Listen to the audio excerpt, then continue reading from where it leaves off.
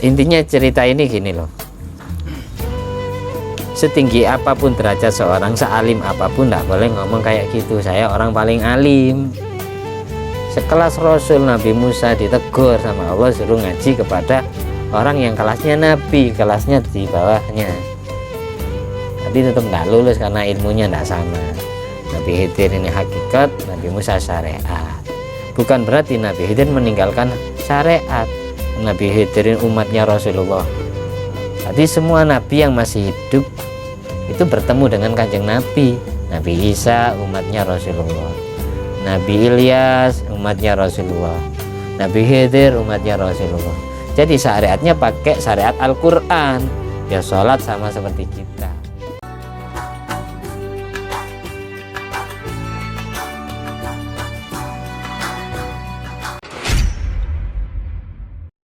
Assalamualaikum warahmatullahi wabarakatuh. Alhamdulillahirabbil alladzi bi ni'mati tatimmus sholihat wa bi dzikri sulahai tatanazzalu rahmat wal barakat. Wassalatu wassalamu ala sayyidi sadat sayyidina maulana Muhammadin qutbil qadat wa ala alihi wa ashabi al anjumi zahirat amma ba'du. Rabbi syrah li sadri wa yassir li amri wahlul 'uqdatam min lisani yafqahu qawli. Rabbi zidni ilma warzuqni fahma. Allahumma aftah alaina futuhal arifin waj'alhu lisatan liwajhikal karim. Allahumma arzuqna fahman nabiyyin wa ilhamal malaikatil muqarrabin. Allahumma nawwir qulubana bi nuri hidayatika kama nawwaratal arda bi nuri syamsika. Rabbana anfa'na bima 'allamtana. Rabbi 'allimna alladzi yanfa'una. Rabbi faqihna wa faqih ahlana wa qarabatin wa ashabin lana fi dinina. Allahumma inna na'udzubika min ilmin la yanfa' wa qalbin la yakhsha wa amalin la yurfa' wa du'ain la yusma'. Ya Allah, jadikanlah semua ilmu kami ilmu yang bermanfaat. Jadikanlah hati kami hati yang selalu khusyuk. Jadikanlah semua amal ibadah kami amal ibadah yang Kau ridhoi, dan jadikanlah semua doa kami doa yang mustajab. Allahumma inna na'udzubika min adzabil qabri wa min adzabin nar wa min fitnatil mahya wal mamat wa min fitnatil masiihid dajjal. Amin. Ya Allah biha ya Allah biha ya Allah bi husnil khatimah. Allahumma shalli ala sayyidina Muhammadin wa ala sayyidina Muhammad ma'danil judi wal karam bail ilmi wal hilmi wal kami wa barik wa sallim walhamdulillahirabbil alamin. Di malam hari ini kita meneruskan bab matlabun fi syekh, pentingnya murid mencari guru atau berguru. Kemarin dijelaskan bahwasanya di antara murid itu ada yang mantakunu laul mulahadhah minan nabi sallallahu alaihi wasallam. Ada orang yang Allah kasih tahu, hatinya Allah kasih cahaya sehingga hatinya selalu merasa dilihat oleh Rasulullah sallallahu alaihi wasallam. Hatinya selalu merasa dipantau oleh kanjeng Nabi meskipun tidak tahu wajah kanjeng Nabi. Jadi indera batinnya fungsi, indera perasanya, perabanya, penciumannya, aroma wangi Rasulullah tercium meskipun pendengarannya ataupun penglihatannya belum bisa melihat wajah Nabi. Wa yakunu syaikhahu, seorang murid yang seperti itu, yang hatinya Allah kasih tahu selalu merasa dilihat kanjeng Nabi, itu berarti kanjeng Nabi secara tidak langsung menjadi guru bagi dia. Karena gara-gara merasa dilihat oleh kanjeng Nabi sampai dia malu maksiat, dia semangat ibadah, semangat baca sholawat. Alimah, dia sadar, aulam ya'lam maupun tidak sadar, kalau kanjeng Nabi jadi gurunya, jadi rem cakramnya dari berbuat maksiat kepada Allah. Oleh karena itu fala budda lisalikis shodiq, seorang salik pencari Tuhan yang jalan melakukan aktivitas ibadah, jalan menuju Allah, salik yang jujur harus mempunyai mimman yusiluhu ilallah, harus mempunyai guru pembimbing yang dapat mewusulkan dia kepada Allah, yang dapat menyampaikan dia kepada Allah, yang dapat menjadikan dia orang yang Allah cintai, orang yang Allah kasihi. Karena itu cerita-cerita ini yang jelas kisah perjalanan seorang murid mencari guru. Cerita yang ke-11, Ja'al Habib Ali bin Syekh bin Syihab liyaqra'a alal Habib Abdullah bin Ahmad bin Umar al-Hinduan. Ada seorang murid namanya Ali bin Syihab berguru kepada Abdullah al-Hinduan. Faqara al-baba, lalu si murid ketuk pintu, sowan ke rumah gurunya, ingin ngaji ilmu, ingin membaca ilmu. Kalau dulu itu murid yang baca kepada guru tinggal mendengarkan. Itu nanti kekeliruannya guru yang menegur. Kalau sekarang kan gurunya yang yakro, yang membaca. Wa kana indau ba'du thalaba, pada saat si murid yang bernama Ali bin Syihab ini datang menemui gurunya yang namanya Habib Abdullah Al-Hinduan, di sebelah gurunya atau di sekitar gurunya ada ba'du thalaba, sebagian santri-santri yang lain, sebagian murid-murid yang lain. Ketika dia ketuk pintu, guru yang mau dijadikan guru, yang mau diambil ilmu, mau ngaji kitab ya, itu sedang bersama para santri yang lain. Faqala lahum, lalu sang guru bilang kepada ba'du thalaba, sebagian santri yang lain, man fil bab, siapa orang yang baru datang di pintu itu? Lalu fa'akhbaruhu bihi, semua murid ngasih tahu yang datang Ali bin Syihab. Wa qalu lahu innahu zakiyun, katanya murid-murid yang lain, wahai guru, sesungguhnya Ali bin Syihab, murid yang baru datang itu, dia pria yang cerdas, pria yang cendekiawan, yang intelektual, anaknya pinter. Ini santri baru mondok, baru ngaji, ini anaknya pinter, cerdas, wahai gurunya. Terkenal kecerdasannya, kepinterannya, kealimannya terkenal. Wa wasafuhu lahu, sampai disifatkan atau diterangkan kepribadiannya Ali bin Syihab seperti ini, seperti ini, seperti ini, diterangkan kepada gurunya. Santri-santri yang lain itu yang menjawab kepada gurunya. Lalu gurunya bilang gini, faqala lahum utrukuhu, tinggalkan dia, Ali bin Syihab tinggalkan, jangan dihiraukan, biarkan dia di pintu. Hada waladun ghaniyun, ini anak yang kaya, anaknya orang kaya bisa jadi, atau karena dia juga orang kaya, atau memang anak yang sudah tidak butuh ilmu, fihi nakhwatul aghnia, di dalam diri Ali bin Syihab, katanya sang guru, itu mempunyai nakhwatul aghnia, mempunyai sifat azmah, sifat merasa besar, merasa agung, karena dia seorang gus, seorang kiai, seorang ustadz. Jadi sudah alim, sebelum ngaji ke saya sudah alim dia. Nakhwatul aghnia, mempunyai sifat takabur, sombongnya orang-orang yang kaya kepada ilmu, maksudnya tidak butuh kepada ilmu. Buat apa dia ngaji ke sini? Di dalam hatinya dia mempunyai sifat, aku sudah alim dan aku lebih alim dari guruku. Jadi bahasa aghnia ini saya artikan soge ilmu, bukan soge harta. Bisa kita artikan dohirnya kaya harta, karena dia anaknya orang kaya, jadi hatinya penuh cinta dunia, lebih mengutamakan urusan dunia daripada urusan ilmu, urusan akhirat. Jadi gurunya ini tidak suka, biarkan, jangan disuruh masuk, biarkan di pintu, tinggalkan. Setelah itu, setelah lama diam di pintu, summa fataha, karena ini atofnya pakai summa ya, jadi agak lama, tidak langsung disuruh masuk. Kalau atofnya pakai fa berarti langsung masuk.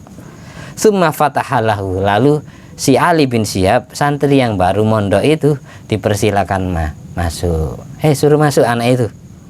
Faqala lahu, lalu si guru yang bernama siapa tadi, Habib Abdullah Al-Hinduan, bertanya kepada santri baru tadi, anak yang baru ngaji, Maturid, kamu kemauannya apa, tujuannya apa kamu datang ke sini? Maturid. Faqala, lalu santri baru itu jawab, uridu an aqra'a alaikum, saya punya keinginan ingin ngaji ilmu kepada jenengan. Faqala lahu, lalu si guru bilang kepada Ali bin Syihab itu, la tasluh lil qiraah, kamu tidak layak jadi muridku, kamu tidak pantas ngaji kepada saya. Di anna fika nakhwatal aghnia, karena di dalam kepribadianmu, di dalam dirimu ada sifat sombong, merasa tidak butuh kepada ilmu karena kamu merasa alim, merasa lebih alim dari guru. Kamu tidak pantas ngaji ke sini, cari guru yang lain aja. Katanya si guru yang namanya Habib Abdullah Al-Hinduan. Summa qala lahu, kemudian beliau si guru meneruskan ucapannya kepada si murid baru itu. Uridu, aku punya keinginan, an usyaka ilas suq, untuk berpesan kepadamu, saya utus belanja ke pasar. Kamu tidak usah ngaji, karena sudah alim kamu. Sudah, kamu saya suruh belanja ke pasar aja, jangan ngaji, biarkan yang lain aja yang ngaji. Kamu kan sudah alim, ngapain ngaji? Sudah, kamu belanja ke pasar, tak khudulana kada wa kada, belikan saya sesuatu ini. Fadzakarolahu ba'du hajatin, si guru menyebutkan sebagian hajat-hajat atau kebutuhan-kebutuhan beliau, kebutuhan dapur, kebutuhan rumah tangga beliau. Tolong saya belikan ini di pasar ya. Jadi pengertian kaya ini, dia kaya ilmu, sudah alim, atau kaya harta. Anaknya orang kaya, tidak pernah hidup melarat. Jadi si guru tidak mau punya murid anaknya orang kaya, atau tidak mau punya murid yang dia sudah alim. Dites suruh belanja ke pasar untuk membelikan keperluan si guru. Wa min jumlatiha al-lakhmu wa wal ma'ruf bil qursi. Di antara yang disuruh belanjakan di pasar itu adalah lakham. Lakham ini kalau di dalam naun minas samak, semacam ikan goreng. Di antara yang disuruh belikan itu suruh beli ikan panggang, ikan asin, tongkol, ya suruh beli tempe, tahu sembarang kali. Faqala lahu, lalu gurunya bilang kepada murid yang mau disuruh belanja ke pasar, hati wi'aan lilakhmin, bawakan saya wadah untuk ikan yang saya suruh belikan itu. Bawakan wadah, ambilkan wadah ikan. Faqala lahu, lalu si santri baru jawab kepada gurunya, masya wi'a. Ini belajar kitab kayak gini banyak bahasa-bahasa sukia, banyak bahasa Arab yang tidak resmi, yang tidak cocok dengan ilmu nahwu. Nah, kita harus jeli. Masya wi'a, saya tidak punya wadah, saya tidak punya wadah atau rangsel tas buat wadahnya ikan, saya tidak punya. Katanya si murid, walakin ij'alhu fi kummika. Terus gurunya bilang, kalau kamu tidak punya, tolong ikan atau semua barang yang kamu belanjakan di pasar itu kamu wadahi pakai bajumu, pakai lengan bajumu. Kumika ini berarti ujungnya pakaian, bisa ini, bisa kerah. Wadahi pakai pakaian yang kamu pakai itu. Kalau kamu tidak punya kresek, tidak punya tas, tidak punya rangsel, tolong semua barang belanjaanmu termasuk ikan asin, yang jelas ikan amis ya, itu kamu wadahi pakai pakaianmu. Katanya si guru. Guru ini nyiksa nyubon teman ini berarti ya. Nggih Gus. Ditinggal turu aku. Fadhaba ila suq. Akhirnya si santri tadi nurut, langsung berangkat ke pasar, wa atabil matlub, untuk membelikan semua yang diminta oleh gurunya. Wa jala lakhma fi kuhmi. Akhirnya ikan asin yang amis itu ditaruh di pakaiannya. Faqala lahu, setelah si murid ini datang, sudah mau, baru gurunya bilang, anta al-an solihun lil qiraah. Mulai sejak detik ini kamu layak jadi muridku. Jadi ini didik sifat tawaduk ini. Yang jelas kesimpulannya ngajari sifat tawaduk.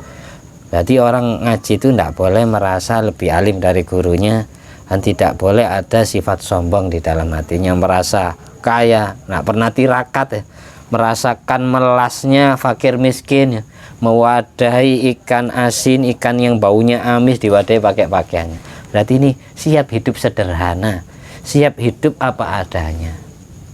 Namanya mondok, namanya nyantri, namanya ngaji, harus seperti itu. Maksudnya ajarannya kayak gitu. Makanya dulu sebagaimana di Al-Quran di surat Kahfi itu ada kisah perjalanan Nabi Musa alaihissalam. Allah suruh berguru kepada Nabi Khidir. Gara-gara apa? Gara-gara Nabi Musa ngomong kepada umatnya, kepada kaumnya, ana a'lamu man fid dunya. Saya ini sekarang di antara semua manusia yang masih hidup di muka bumi, yang paling alim itu saya, katanya Nabi Musa. Akhirnya ditegur sama Allah, ada Musa orang yang lebih alim dari kamu. Tempatnya di Majma' al-Bahrain, tempat berkumpulnya dua lautan, lautan Romawi dan lautan Persia, yaitu tempatnya pas di sebelah timur benua Afrika, atau sekarang namanya Sinai, tempat pertemuan Nabi Khidir sama Nabi Musa. Disitulah ada makhlukku yang lebih alim dari kamu. Ini ditegur sama Allah, ngomong kayak gitu seorang rasul. Makanya di Kahfi itu ada ayat, idzu qala Musa li fatahu la abrahu hatta ablugha majma'al bahraini aw amdiya huquba.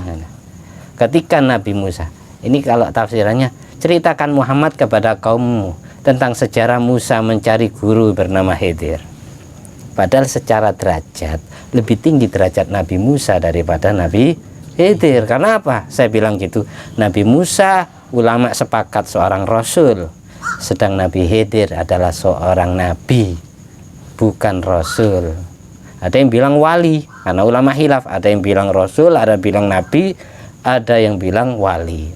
Tapi pendapat yang tengah yang terpilih, sebagaimana di Nurul Dolam, Nabi Khidir itu nabi, bukan rasul, bukan wali. Tapi Senawi Banten itu menyatakan Roisul Abdal, pimpinan wali abdal, di dalam kitabnya itu Zennya. Jadi dari situ sudah derajatnya murid sama guru lebih tinggi murid. Nabi Musa rasul disuruh ngaji kepada nabi. Ya. Dari situ berarti Allah mendidik Nabi Musa biar tidak mempunyai sifat sombong, tidak mempunyai sifat merasa lebih alim dari orang yang digurui, tapi tidak mengurangi secuil pun dari derajat kerasulan Nabi Musa. Ketika Nabi Musa bilang kepada Fatahu ini pemuda, yang dimaksud adalah santrinya Nabi Musa yang bernama Nabi Yusha bin Nun. Nabi Musa itu bin Imran bin Lawe bin Yakub bin Ishak bin Ibrahim. Jadi Nabi Musa ini punya orang tua wali namanya Imran. Terus mempunyai mbah Nabi Musa ini Nabi Lawe, putranya Nabi Yakub bin Nabi Ibrahim bin Nabi Ishak bin Nabi Ibrahim. Seperti itu. Jadi Nabi Musa bin Imran bin Lawe bin Yakub bin Ishak bin Ibrahim. Punya murid namanya Nabi Yusha bin Nun. Kalau Nabi Yusha bin Nun ini ulama sepakat rasul. Jadi ada guru jadi rasul, punya murid jadi rasul. Nabi Yusha bin Nun ini mulai kecil selalu menemani Nabi Musa. Karena apa? Karena masih pamannya, Pak D-nya sendiri. Nabi Musa ini kakak kandungnya ibu daripada Nabi Yusha bin Nun. Istrinya Senun ya, ini masih adik kandung Nabi Musa alaihissalam. Nah, jadi Pak D Nabi Yusha bin Nun ini masih ponakannya Nabi Musa bin Imran. Nabi Yusha bin Nun ini ulama sepakat rasul ya nabi. Nabi Musa juga gitu, rasul ya nabi. Kapan Nabi Yusha bin Nun jadi rasul? Sesudah Nabi Musa meninggal, yang menjadi rasulnya Bani Israel itu adalah Nabi Yusha bin Nun, penggantinya Nabi Musa. Ketika Nabi Musa bilang kepada muridnya yang bernama Yusha bin Nun, Nabi Yusha bin Nun bin Ifraisim bin Yusuf bin Yakub alaihissalam. Jadi Nabi Yusha bin Nun ini masih cucu daripada Nabi Yusuf alaihissalam, Nabi yang paling ganteng kayak Nabi Yusuf alaihissalam. Tadi Nabi Yusha bin Nun bin Ifraisim bin Yusuf bin Yakub alaihissalam. Tadi secara garis nasab Nabi Musa bin Imron sama Nabi Yusha bin Nun ini masih saudara. Disuruh berguru kepada orang lain, yaitu Nabi Khidir alaihissalam atau Abu Abbas Balyan bin Malkah, Ahmad bin Malkah. Apalkan nama Nabi Khidir, insya Allah mati membawa ajaran Islam. Apal tok ini. Intinya barang siapa yang apal nama asli Nabi Khidir dan nama julukannya serta nama panggilannya, mata insya Allah alal Islam, sebagaimana Nabi Faidul Khabir, insya Allah mati membawa ajaran Islam. Jadi diapalkan nama aslinya Balya bin Malkah, nama Arabnya Ahmad bin Malkah, nama julukannya Khidir, karena semua bumi yang pernah diinjak Nabi Khidir menghijau jadi tumbuh-tumbuhan, makanya dijuluki Khidir, hijau. Bisa Khidir, Khidrun, Khadrun, bacanya terserah. Terus panggilannya, alam kunya, nama panggilannya Abu Abbas, Abul Abbas. Sampai catat kalau lupa, itu nanti direkam lagi, nanti apalkan nama itu.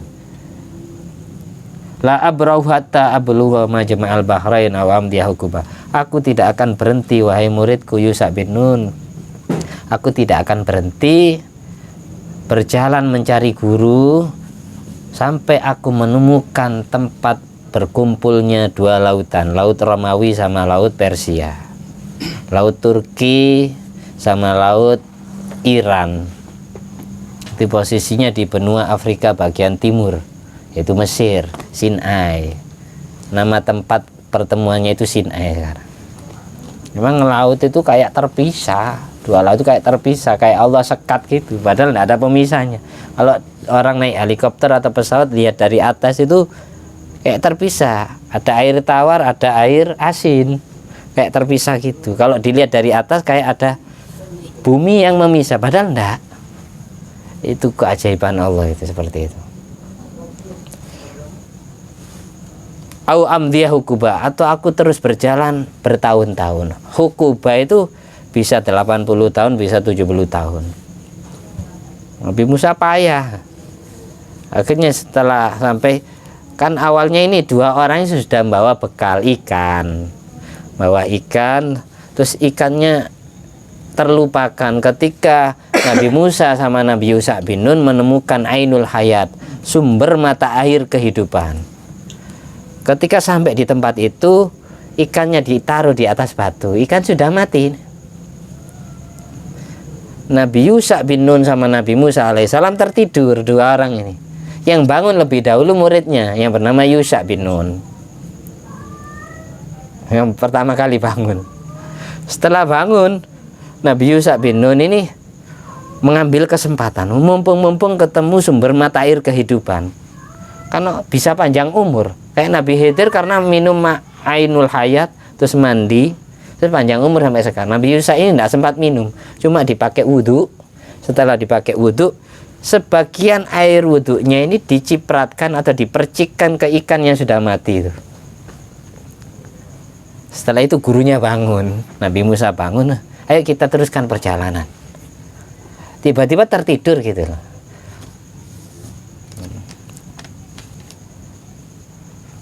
Falamma balagha nasiyahu tahuma. Ketika dua orang ini sampai di tempat yang sudah Allah janjikan untuk bertemu dengan Nabi Khidir, guru sejatinya, keduanya lupa kepada ikan bawaannya. Lupa. Nabi Musa lupa mengingatkan muridnya suruh bawa lagi. Nabi Yusha bin Nun lupa membawanya. Kalau Nabi Musa lupa mengingatkan Nabi Yusha bin Nun, namanya murid yang membawakan kemana-mana, membawa bekal. Aduh, kok tidak dibawa? Akhirnya dua orang menyaksikan ikan ini bisa hidup lagi, kayak jalan di laut itu kayak terowongan, melihat semacam sarobak, kayak semacam fata morgana gitu, dan tidak bisa ditembus oleh air, kayak terowongan. Jadi ikan ini bisa hidup, jalan. Ketika Nabi Musa kelaparan, mana ikannya? Lupa tidak dibawa guru. Terus ikan itu lari sendiri sampai kepada Nabi Musa. Seperti itu ceritanya. Intinya cerita ini gini loh. Setinggi apapun derajat seorang, sealim apapun, tidak boleh ngomong kayak gitu. Saya orang paling alim. Sekelas Rasul Nabi Musa ditegur sama Allah, suruh ngaji kepada orang yang kelasnya Nabi, kelasnya di bawahnya. Tapi tetap tidak lulus karena ilmunya tidak sama. Nabi Khidir ini hakikat, Nabi Musa syariat. Bukan berarti Nabi Khidir meninggalkan syariat. Nabi Khidir ini umatnya Rasulullah. Jadi semua Nabi yang masih hidup itu bertemu dengan kanjeng Nabi. Nabi Isa umatnya Rasulullah, Nabi Ilyas umatnya Rasulullah, Nabi Khidir umatnya Rasulullah. Jadi syariatnya pakai syariat Al-Quran. Ya sholat sama seperti kita. Rata-rata orang hakikat kejawen-kejawen kan tidak mau sholat. Nabi Khidir meskipun Allah kasih ilmu hakikat dari segala sesuatu, boleh tetap menjalankan syariat yang dibawa oleh Nabi Muhammad. Karena apa? Karena umatnya Rasulullah. Tetap sholat Jumat. Wallahu alam sholat Jumatnya di mana. Biasanya Nabi Khidir itu ya, katanya guru-guru kita itu, kalau anjelma sebagai manusia itu nampak compang-camping.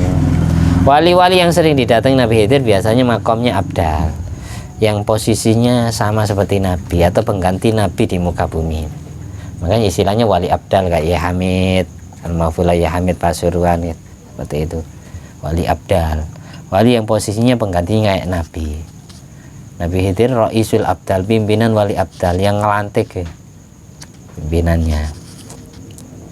Yang ngelantik, yang ngasih SK lah, surat keputusan jadi wali. Itu biasanya dari jam 6 pagi sampai jam 11 siang. Kalau ketemu ya, kalau ngasih uang ya jangan lebih dari 20.000. Beliau biasanya tidak mau dikasih lebih dari 20. Tuh, ini Al-Mahfulah ya Khalil Nawawi situ kiri. Seperti itu. Karena kalau 20.000 ini tidak terlalu banyak, tidak terlalu sedikit. Kebanyakan orang yang ngasih itu pasti ikhlasnya. Tapi kalau sudah lebih dari 20, apalagi 50.000, gambar Soeharto Mesem itu agak sayang, berat hati memberikannya.